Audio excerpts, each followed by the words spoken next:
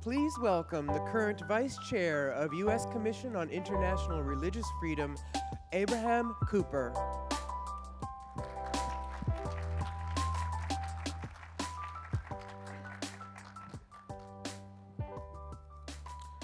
Good morning, everyone. So I am just the newly minted Vice Chair of the United States Commission on International Religious Freedom, or USERF. And I would thank you. I did not know my mother was in the audience. I would like to begin by expressing USERF's gratitude to the organizers of the IRF Summit in convening this important event, and specifically its commitment to draw attention to religious prisoners of conscience around the globe. I would also like to thank my fellow commissioners for taking the time to join me on this panel here today. Allow me to introduce them. First, one of our great heroes, Congressman Frank Wolf, was appointed to the commission by House Minority Leader Kevin McCarthy. He served with great distinction in the U.S. House of Representatives for 34 years, where he authored the International Religious Freedom Act, or IRFA. I might add personally that his door was always open to human rights campaigners and to victims of religious intolerance. Congressman Wolf.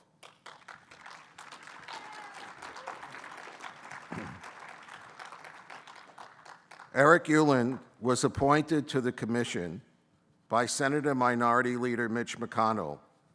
He is currently a public advisor for the Paragon Health Institute and has a long and extensive history of service in the United States Congress, the executive branch, and the private sector. Eric, if you will join us, please.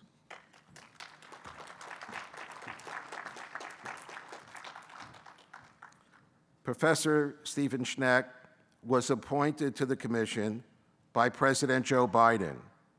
He is a well-known advocate for Catholic social justice teachings in public life and currently serves on the governing boards of Catholic Climate Covenant and Catholic Mobilizing Network. And I can attest that Professor Schneck is also a first-class mensch. It's an honor to ask him to join us.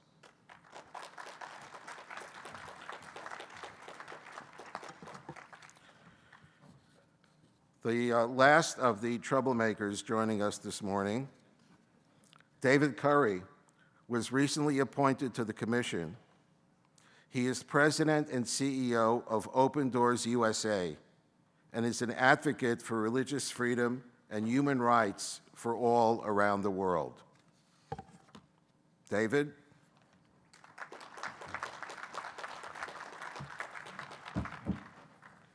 For those of you that are not familiar, USERF is an independent bipartisan advisory board that monitors religious freedom worldwide using international standards and makes policy recommendations to the President, the Secretary of State, and Congress.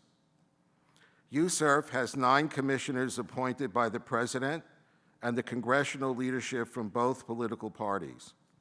USERF is separate from the State Department, but works closely with the Office of International Religious Freedom and the Ambassador at Large for International Religious Freedom.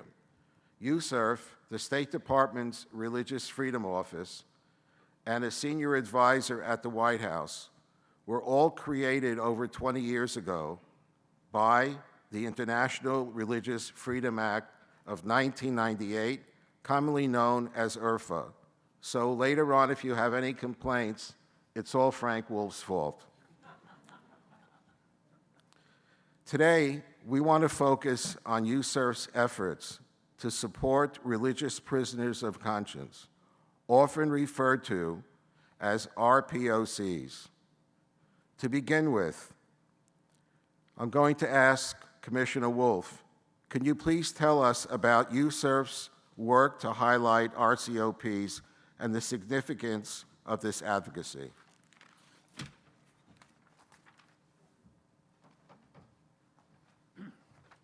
Good morning. Welcome. I want to thank you, Vice Chairman Cooper. As USERF, we believe it is essential to shine a light on victims of religious persecution. There are untold number of people in prison or otherwise targeted for religion or belief around the world. The Commission works to provide faces of these victims and tell their stories with the hope of improving their situation and drawing attention to religious freedom conditions around the globe. One of USERF's main projects is to highlight prisoners of conscience, the freedom of religion or belief, or FORB victims.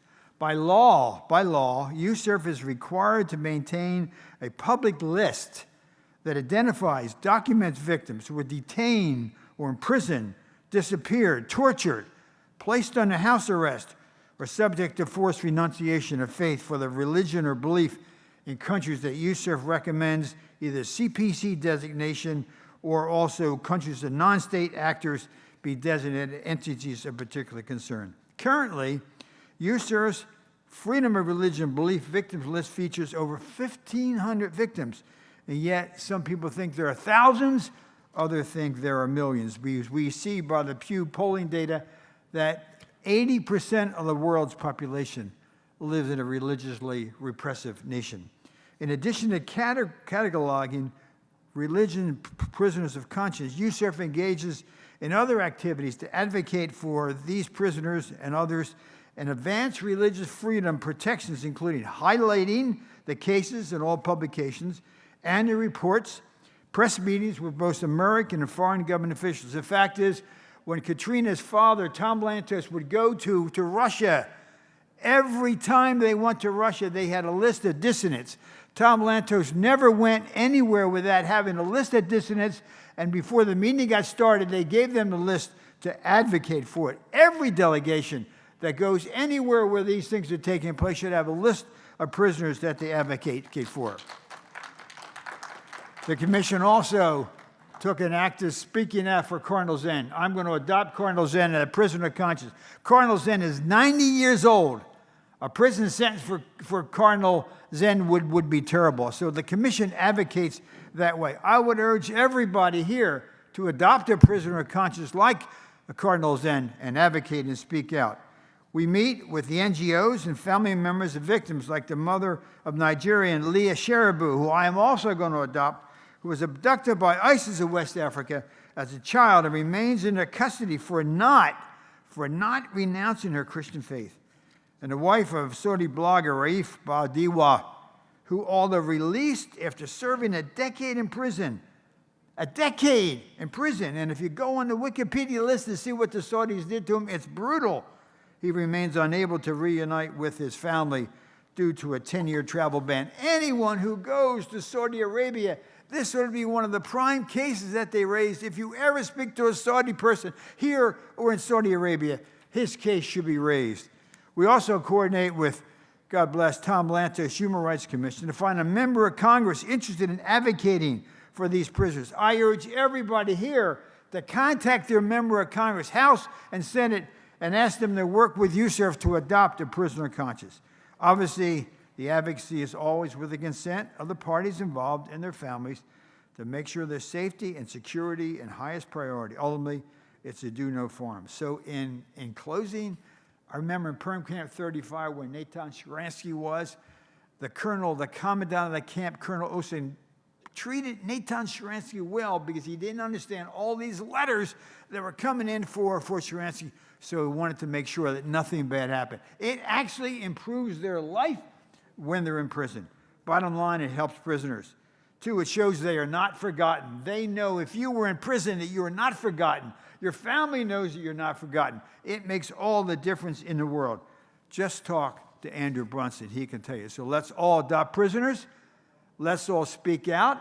Let's all work to get that 90% Pew Dola at 80% down to 70% that are persecuted, 60%, 50%, 40%, and eventually none at all. God bless you, and thank you very much.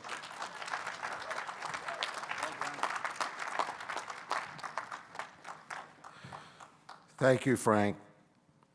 Just an amazing, inspirational person, a leader in the human rights field, who only knows one way, and that's the path forward. We're so grateful to have you. Let's try to dive into the more details about religious prisoners of conscience. Commissioner Schneck, if you can, would you tell us the individuals profiled in USERF's FORB victims list? Where are they from, and what are some of the reasons they are being imprisoned?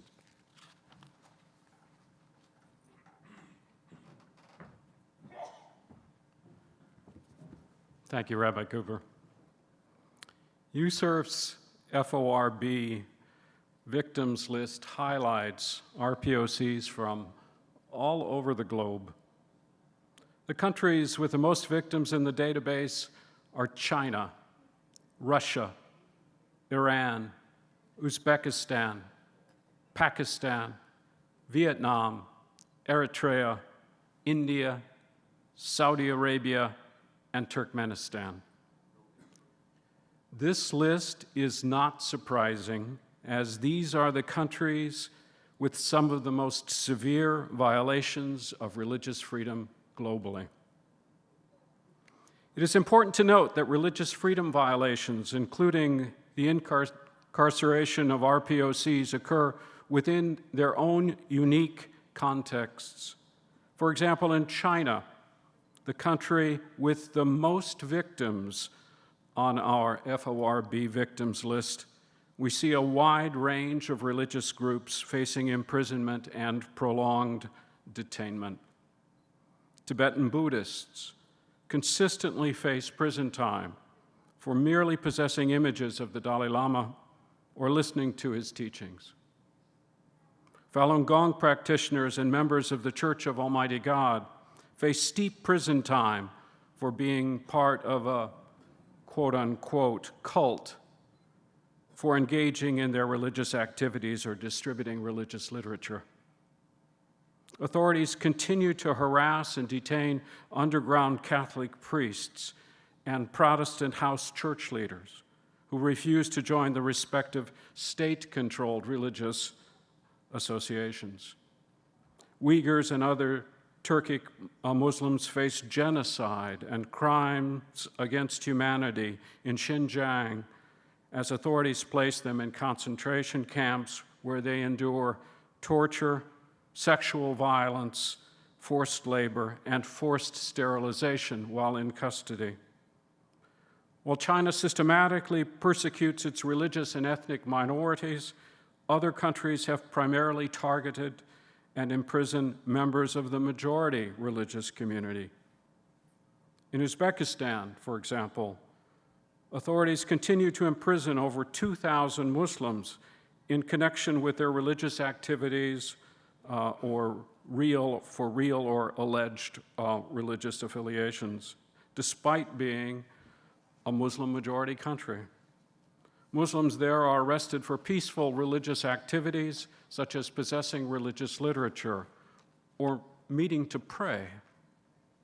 Others are detained under the auspices of having purported links to the Islamist group Hizb ut-Tahrir, often based on allegations related to their peaceful religious activity, association, or expression, without evidence of the use or advocacy of violence.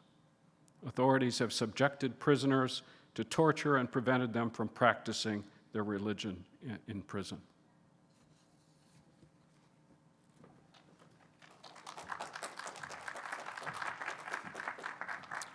Thank you, Commissioner Schneck. I just want to also point out, just from the first two speakers, the first two commissioners, someone who served as a Republican for 34 years in the House of Representatives, and Commissioner Schneck is a close friend of the President of the United States, who made a brilliant choice of having him come and play a leadership role in USERF.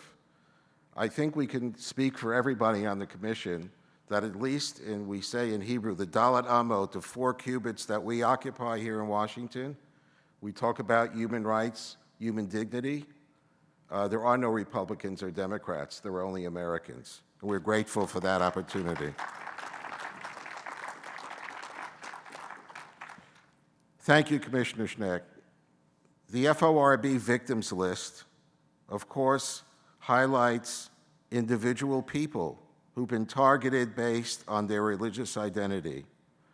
But it also includes victims that are imprisoned under laws that conflict with the freedom of religion or belief.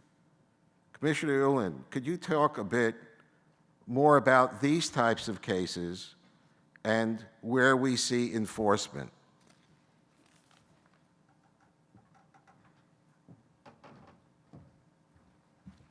Thank you, Rabbi, and good morning, everyone. Glad you're here. Yes, in answer to your question, an example of a law which violates the freedom of religion or belief is criminal blasphemy, laws that we see enforced around the world. Such laws enable the imprisonment of individuals perceived as insulting or showing contempt or lack of reverence for God or sacred things. By definition, laws prohibiting blasphemy place limits on speech and impede free expression and open discourse concerning religion. Frequently, these laws also violate the freedom of belief or religion by imposing the state interpretation of religion on individuals. They are used to target citizens who articulate minority views. Mere accusations of blasphemy have also incited mobs to violence against members of minority communities and those with differing beliefs. Individuals imprisoned for alleged blasphemy also face mistreatment by prison authorities, and they often suffer violence when behind bars. Let's look at a few examples. In Pakistan, university lecturer Junaid Hafiz was arrested and sentenced to death after being accused by his students of making derogatory statements about Prophet Muhammad on Facebook. And dreadfully, his lawyer was murdered because of his legal work defending Hafiz.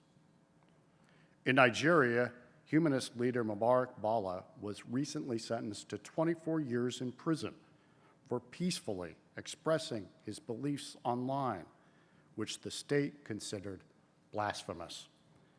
And musician Yahaha Sharif Aminu was originally sentenced to death over messages he sent that were perceived as being blasphemous.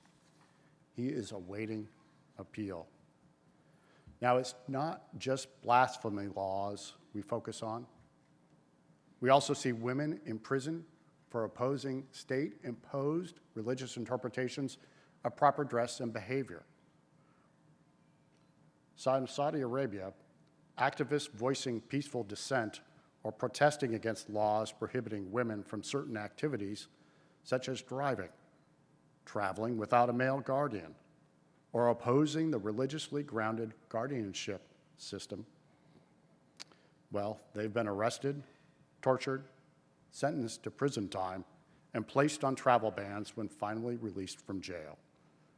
An example of this is anti-guardianship activist Lujain Al-Haflul, who spent nearly 3 years in prison for her activism and, following her release, is currently under a 5-year travel ban. And in Iran, activists protesting state-mandated religious veiling for women face charges of acting against national security and immorality for appearing in public without a headscarf. USERF will always shine a spotlight on issues like these. Prisoners of conscience should prick the conscience, and they should seize our soul. And like Frank just said, call us to do everything we can and then do a little bit more. Thanks, Rabbi, and thanks all of you.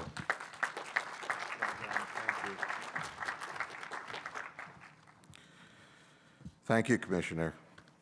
These are very humbling times for not only us, but even for the activists in the audience when the overall picture seems so daunting and so difficult, but that's exactly why everyone is here in Washington today. With these developments and thoughts in mind regarding some of the laws that conflict with religious freedom, Commissioner Curry, could you go into a bit more detail about the types of charges levied against victims in the freedom of religion or belief victims list.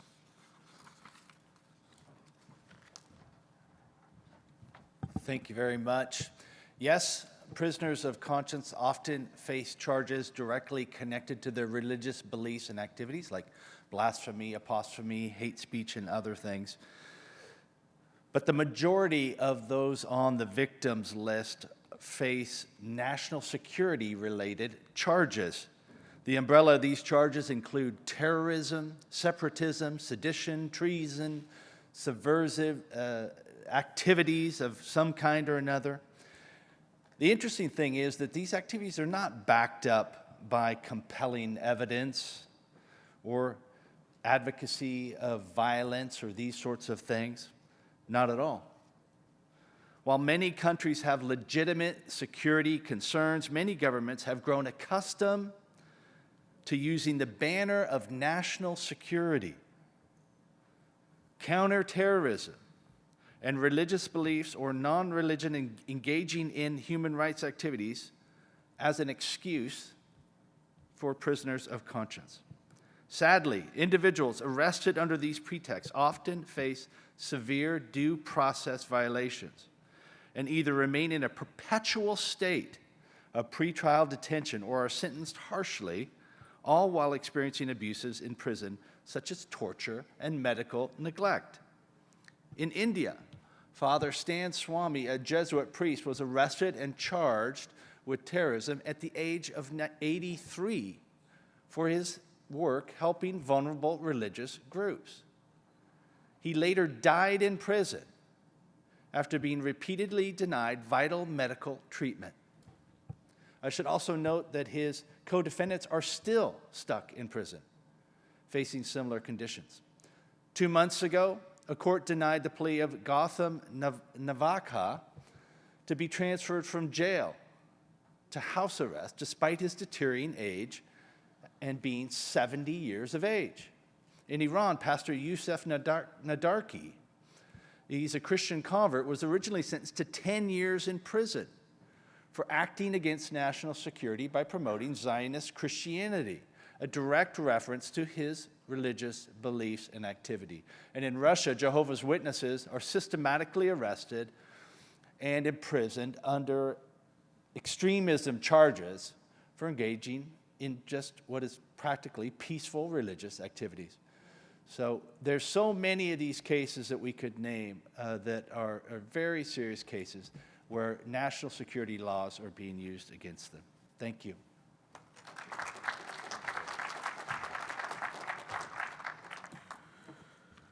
Commissioner Curry touched on the fact that the FORB victims list includes victims who advocate for religious freedom and related human rights. Let me go a little deeper on this point. Religious freedom, as everyone in this room knows and can testify from up here, does not exist in a vacuum. All human rights are interrelated and interconnected. Freedom of religion or belief cannot be fully exercised without a robust civil society where human rights defenders are active and other personal freedoms are observed and protected. Without an independent press to report on religious freedom conditions and hold public officials accountable, violations impacting religious communities often continue and increase with impunity. In India, Sadiq Kapan, a Muslim journalist, was arrested for reporting on religious issues and marginalized castes and communities. Local authorities have reportedly accused him of only reporting to, quote, incite Muslims. Individuals must also be allowed to peaceably assemble and, yes, protest policies that impact on their rights and violate religious freedom or express the struggles of being from a persecuted religious group free from retribution. In Cuba, Protestant pastor Lorenzo Rosales Fajardo, and your Yoruba leader Donier Perez Paserio were arrested last summer for participating in peaceful protests calling for greater respect for human rights. The relationship between land rights and religious freedom also cannot be overlooked as sacred sites continue to face threats from state-backed economic development projects that too often disregard the concerns of religious communities. In India, Adivasi indigenous activist Hidme Markham was arrested for her work opposing mining operations on a sacred mountainside and criticizing state violence against the Adivasi communities. Being a human rights defender or lawyer is not a crime. But in China, Guo Zhisheng was forcibly disappeared for his providing legal work defending Christians and Falun Gong practitioners and criticizing the state's treatment of them. In Vietnam, Hua Buddhist Nguyen Bach Truyen is about to finish his 5th year in prison. His crime, his alleged crime, he was arrested for his human rights work and religious freedom advocacy. Overall, when a country hinders or prohibits human rights defenders from conducting their work, shrinks spaces for peaceful expression, or clamps down on other human rights, freedom of religion or belief is almost always diminished, as illustrated by the RPOC cases we've highlighted. Before I close, I just want to share something very personal about how my path to this podium began. Some years ago, once upon a time before COVID, I attended hearings, USERF hearings, and at those hearings, there were 3 pastors from Nigeria, and what they gave was not just data and information. You could hear their primal scream for help. And that led me, together with my close friend, Pastor Johnny Moore, to actually go to Nigeria and till this day, in this week, to maintain a commitment, because what I experienced in Nigeria, and I'm sure is unfortunately true in many other areas, and which I first experienced in the Soviet Union 50 years ago. We are very blessed to have American passports. We can use those passports to serve as platforms for people whose voices have been raised but are not heard. And so I think I can, on behalf of my fellow commissioners, commit to each of you that we will continue to shine the light on religious prisoners of conscience. We will continue to call for their release, their humane treatment in captivity, and the lifting of other punishments they face, like travel bans and bans from participating life. It is vital for the United States government and civil society to continue to work together on these cases as exemplified by the FORB victims list, which would be nothing without the support and pressure, frankly, from our NGO partners. If you have any information related to prisoners of conscience or new cases USERF could include in its FORB victims list, we ask you that you please reach out to us. And on behalf of the commissioners, I thank you. In a moment, however, I'm asking if everyone here will stay a few more minutes. I'm going to switch my yarmulke to the other side and take a few moments, if you can handle it, to tell you about some positive developments that I personally experienced in my interaction with the Muslim world. Thank you very much for attending. God bless you, and Please remember the faces and names that you've seen here. We will only be as effective as you help us be. Thank you again. Thanks, David.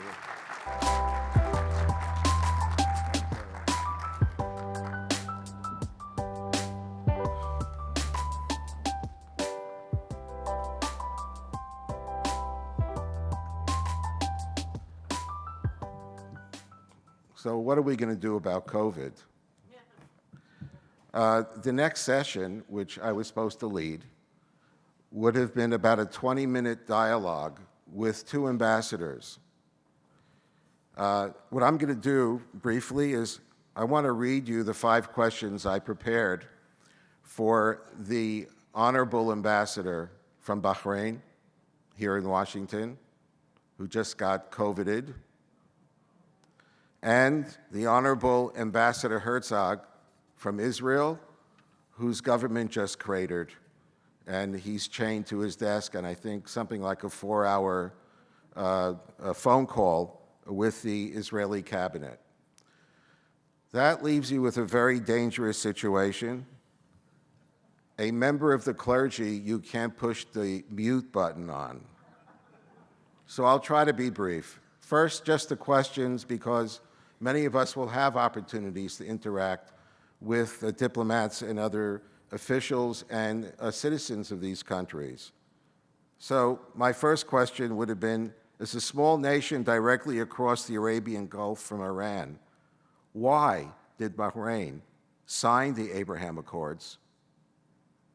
Secondly, what is the Kingdom of Bahrain's approach to religious freedom, especially insofar as protecting minority religious groups?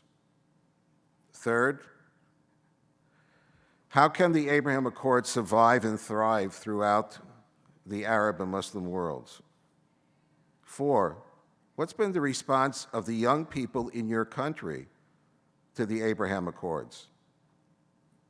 5, how do you think your neighbors across the region, especially and including the people in Iran, think of Bahrain's peace treaty with the Jewish state? And the last question, which I guess I'll have to wait for the next time I break bread with the ambassador, is, what is the greatest surprise you've seen since the signing of the Accords? For Ambassador Herzog, as a small nation, the lone Jewish state in the region, what were Israel's expectations in signing the Abraham Accords, and were these expectations met? What is Israel's approach to religious freedom for its citizens, especially for the 20% that comprise the minority communities? Also, very interested to a person who has great intelligence background, does he believe that the Abraham Accords can survive and thrive throughout the Arab and Muslim worlds? And of course, the last question was the same, but from a slightly different perspective. How do you think your neighbors in the region, especially the people of Iran, think about a peace treaty with the Jewish state as their government threatens annihilation of that state? So what I'd like to do in the next few minutes is share with you one experience, one meeting that I had together with our Simon Wiesenthal Center founder and CEO, Rabbi Marvin Heyer. It's a little over 5 years ago, hard to believe. I traveled to Bahrain. I have to admit to you that I didn't know where Bahrain was before I got the invitation. And even after the invitation, I'm an old man, I got trifocals. So it took a while to find Bahrain on the map. It's a tiny little country. It hosts the Fifth Fleet. It's got an 18 or 20-mile causeway to eastern Saudi Arabia. And on a cloudy day, you can see Iran right across the water. So strategically in an amazingly sensitive location. I spent a few days in Manama, their capital, and on Friday, my host took me downtown and said, okay, take the next half hour and walk around. And it happened to be that Friday, the Hindu festival of Shiva. And I was just shocked because there it was, a 200-year-old Hindu temple with thousands of Hindu faithful going in and out of the temple, replete with the chants and the flowers and the songs. Amazing. Nearby was a Shia mosque. 2 blocks down was a tall tower with a cross and bells. And then the final place I found was this beautiful little synagogue that stood unused for decades and now is in use. And later on, when Rabbi Heyer and I returned for the Regional Economic Forum, we helped organize the first minyan, or quorum, in that synagogue since 1948. So for the meeting, on the Sunday, I was already there. Rabbi Heyer flew in from Dubai. That's another session, another. And the first thing where he was taken was for a lunch with about 30 faith leaders representing all the religions. And later on, as we were leaving to go to the palace for the meeting with His Majesty the King, he kept saying, I don't get it, because you had a pastor, a bishop, and they were sitting next to very lovely ladies, some of whom didn't even cover their shoulders. What's going on here? What are we experiencing here? So when we came to the palace, and those of you who don't know Rabbi Heyer, he's an amazing man, a rabbi with 2 Oscars, a visionary. One thing he doesn't do very good at, and neither do I, is following protocol. So we got the 30-second thing about protocol, and we come into the room, and there, the full brain trust, both of the king's sons, the Shura Council, the foreign minister, they're all there.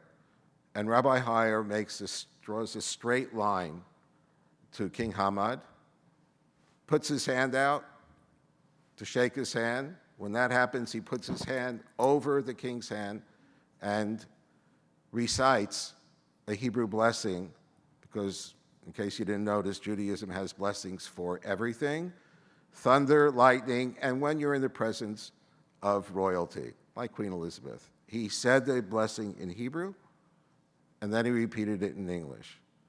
Then they found out that they both loved Frank Sinatra. Another story but later on, one of his advisors told me, what was it with you and Rabbi Heyer? You've met rabbis before and clergy, and he said the following, and I share this because everyone here is an advocate, and you're going to go into meetings where you don't know what, if anything, you're going to achieve. So listen to what the king told his advisor. He said, why I liked Rabbi Heyer? Because he's the first person ever to come into my presence who didn't come with his hand out to get something from me. He came to give me a blessing. That's something I will always remember, His Majesty said. So for the practical part of that meeting, I had an opportunity to ask one question. And my question was, Your Majesty, what would you say if the Simon Wiesenthal Center invited some of your citizens, some of your faith leaders, to be our guests in Jerusalem? And his answer, immediate, in front of everyone, said, my citizens all have passports. They can go anywhere they want. Now, I didn't know at the time that Bahrain, I think, was one of the few Arab countries that didn't have printed in "not valid for travel to Israel." as many Arab and Muslim nations do. I didn't know, but I took it as a yes. And just to give you 2 takeaways from that one meeting. A few months later, King Hamad released, and it's available online, it's worth reading. It's actually in plain English, Arabic, now been translated to Hebrew and other languages. It was called the Kingdom of Bahrain Declaration on Religious Freedom. Quite remarkable from an Arab head of state who says that everyone should have the right to pray as they see fit, and he added, they should also have the freedom not to pray if they choose not to.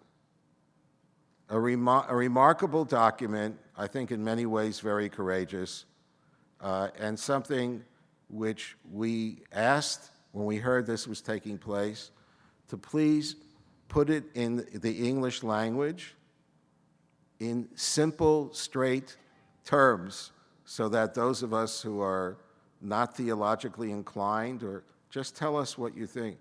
It became, I think, an important marker in the struggle for religious freedom.